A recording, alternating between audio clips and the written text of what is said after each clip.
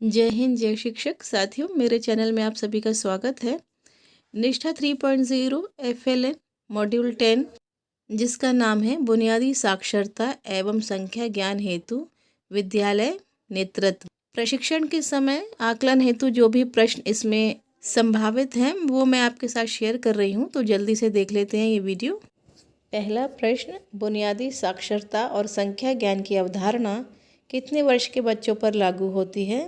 तो इसका सही उत्तर है 3 से 9 वर्ष आयु वर्ग के बच्चों पर लागू होती है, ऑप्शन नंबर 3। अगला प्रश्न, शिक्षा शास्त्रीय नेतृत्वकर्ता की भूमिका है, ऑप्शन नंबर 2। बच्चों के लिए विभिन्न शैक्षणिक अभ्यासों पर शिक्षकों को प्रशिक्षित करना। अगला प्रश्न, विद्यालय नेतृत्व कर सकता है।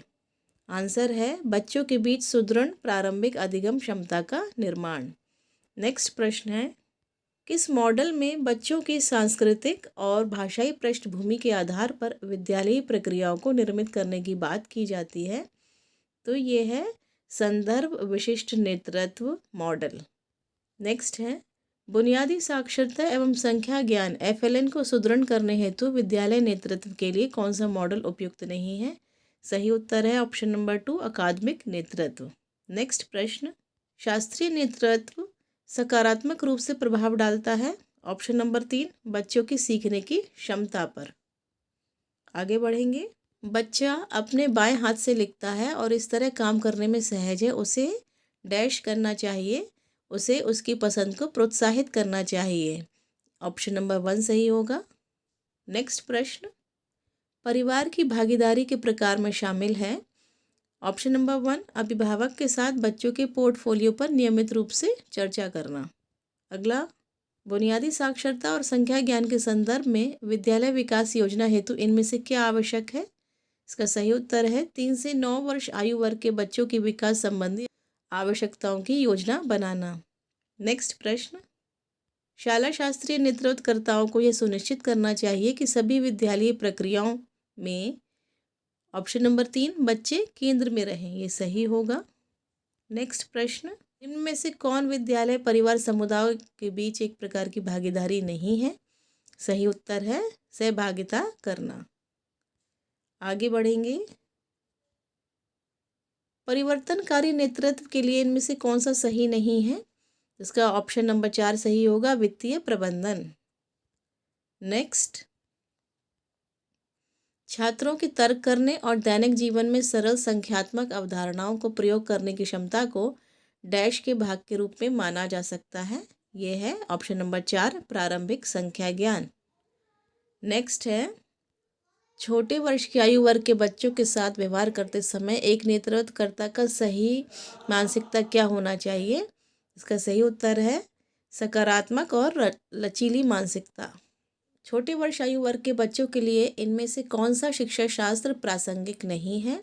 उत्तर है सुकरात संवाद, ऑप्शन नंबर 4। 3 से 9 वर्ष आयु वर्ग के बच्चों के सीखने के आकलन हेतु उपयुक्त रणनीतियों में से एक है, ऑप्शन नंबर 3, विविध गतिविधियां करते हुए बच्चों का अवलोकन करना। अगला प्रश्न, नेतृत्वकर्ता को 3 से 9 वर्ष आयु वर्ग के बच्चों के आकलन का आयोजन करना चाहिए, उत्तर है ऑप्शन नंबर 2, उनकी क्षमता, आवश्यकता और रुचियों का आकलन करने के लिए। अगला प्रश्न है, नेतृत्वकर्ता पूर्व प्राथमिक विद्यालय के शिक्षकों के साथ प्रभावी संबंध कैसे बना सकता है?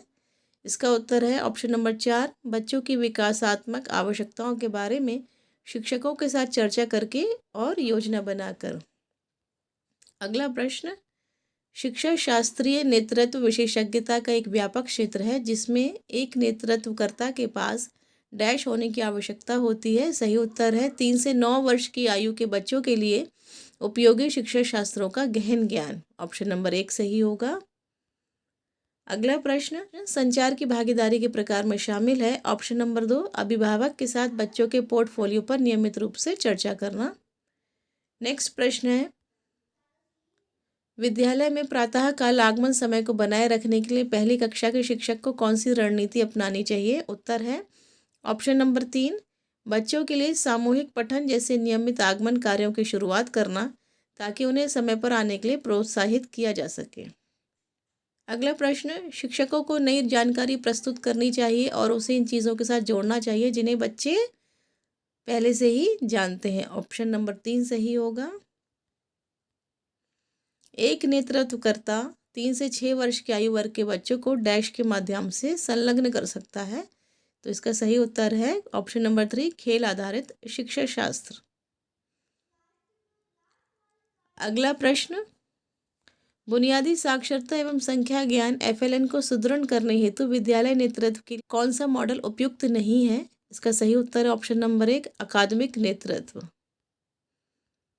अगला प्रश्न, हितधारकों के साथ सहयोगात्मक प्रक्रिया डैश प्रोत्साहित कर सकती है? उत्तर है ऑप्शन नंबर 1, विद्यार्थियों के सीखने के प्रतिफलों हेतु साझा जवाबदेही को। अगला प्रश्न, बुनियादी साक्षरता एवं संख्या ज्ञान के संदर्भ में वयस्क और बच्चे के बीच क्या संबंध होना चाहिए? उत्तर है ऑप्शन नंबर 3, भयमुक्त और आनंदपूर्ण वातावरण। नेक्स्ट है, एक नेतृत्वकर्ता का वह गुण जो प्रारंभिक स्तर पर सीखने के लिए उपयुक्त नहीं है? ऑप्शन नंबर 1, सत्तावादी होना।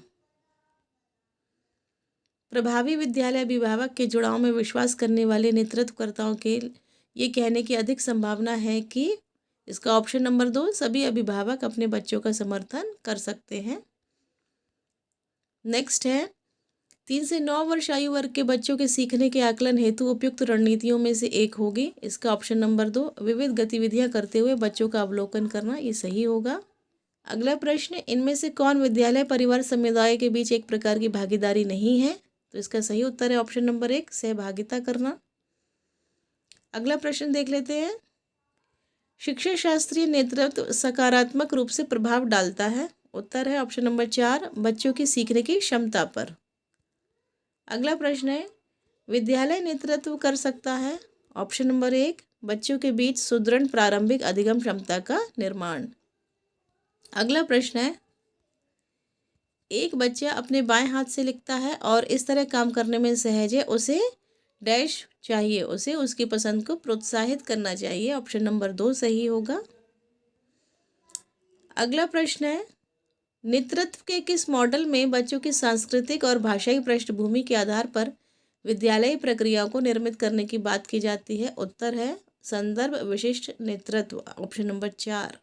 अगला प्रश्न, बुनियादी साक्षरता और संख्या ज्ञान के संदर्भ में विद्यालय विकास योजना हेतु इनमें से क्या आवश्यक है?